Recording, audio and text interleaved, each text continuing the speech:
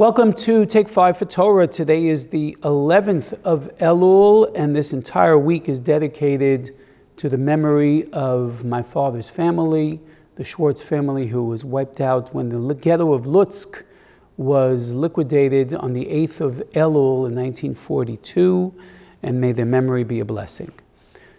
Today is Thursday, and that means that we are discussing some element of the parasha. And I concluded yesterday's talk regarding the Sheish Zechiros with the trespass of Amalek. They're worse than all the other nations. Not only because they wiped out Jews who were the weakest, the most vulnerable, Vayezanev Lecha, and they went to the tail line, Kol HaNecheshalim, which seems to be a metathesis of Necheloshim, the weakest ones.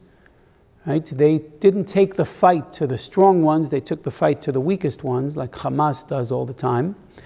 And Amalek also was willing to harm their own interests if they get to harm us, which does again seem to be very much like what Hamas does. So we do have Amalek in our own day. And there's a fascinating halacha with regards to Amalek in contrast to Ammon and Moab. Ammon and Moab, the two descendants of Lot, they lived to the east of Israel, and there is a consequence of their behavior in this parsha, just like Amalek, that says that no male from Ammon and Moab may ever join our Kehillah. It means that they can convert and become Jewish, but they will have the halachic equivalence of a mamzer. They can't marry a Jew. Ammonite and Moabite women may join the Kehillah immediately and marry, as Rus did from Moab, and Naamah did from Ammon. The next king of all of Shlomo's wives was the child of Naamah HaAmmonis, a woman not born Jewish. Be it as it may, we see that this is a chumrah of Ammon and Moab beyond Amalek, because Amaleki men are allowed to join the Kehillah and marry Jewish women. Certainly Amaleki women. There's even an Amaleki ger in the beginning of Shmuel Bet. The Gemara says in Gittin at the end of Sanhedrin, B'nei Banav shel Haman limdu Torah b'Bnei Brak. The descendants of Haman taught Torah in Bnei Brak. God told Shaul to kill the sinful Amalekim. If Amalek wants to turn from his evil, the door is open.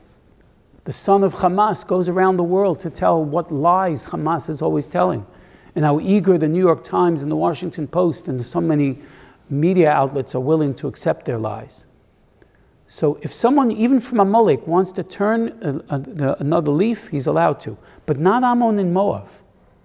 Why would we be so much more machmir, so much more stringent with Ammon and Moab?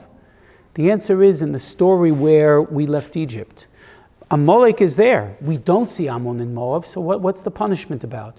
Because it says in our parsha, Shelo kidmu balechem uvamayim, because they didn't give you bread and water when you left Egypt.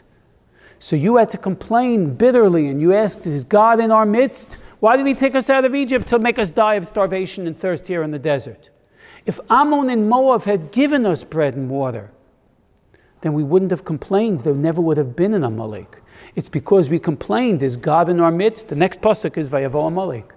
Amalek is Gematria Safek. Means when we have doubts, we create Amalek in our own minds. There never would have been an Amalek if Ammon and Moab showed some kindness to us. But why Ammon and Moab? Because they're our closest relatives. Read the stories of Avraham and Lot. If not for Avram, there never would have been an Ammon and Moab. No nation gave us bread and water, but only Ammon and Moab are punished for not doing it. The women are not punished because we wouldn't expect the women to do so. So we don't punish them for doing something that we wouldn't expect them to do in the first place. But the men are punished. God could have given us 1 million bottles of Poland Spring and sandwiches, 1 billion sandwiches as we left Egypt. God wants human agency. God wants human kindness for humans to interact. Yes, God can give us a cure for cancer and throw down bread for everyone on earth. It has to be us serving us. And because Ammon and Moab did not do that, they're punished even worse than Amalek. I can say Ammon and Moab created Amalek. Without Ammon and Moab, there wouldn't have been the doubt that created Amalek. So that explains why we're so stringent with those two nations.